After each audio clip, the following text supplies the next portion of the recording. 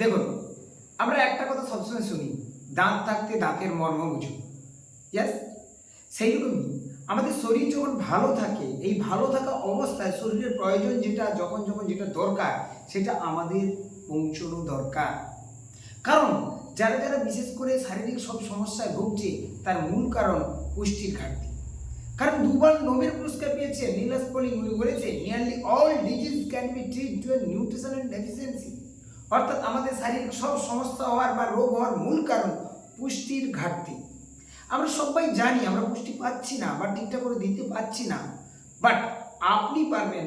আপনি আপনার শরীরকে সঠিক পুষ্টিটা দিতে পারবেন, সেটা কেবলমাত্র আপনার হাতে আছে। সেটা কিভাবে দিতে হয়, একটা কোচ, একটা সিস্টেম, একটা কমিউনিটি আপনাকে গাইড করে আপনার লাইফস্টাইল, আপনার খাদ্যাভ্যাস পরিবর্তন করে আপনাকে দীর্ঘদিন সুস্বাস্থ্যে রাখতে পারে। ওকে, তো আমার কথা বলার অর্থ হলো আপনি শরীরের জন্য দৈনন্দিন কিছু দিন, শরীরের চাহিদা মেটান। শরীর ভালো আছে বলে আপনি যা ইচ্ছা তাই করবেন, শরীর ভালো আছে বলে নিউট্রিশন না দেবেন, এটা শরীর বেশি দিন মেনে নেবে না।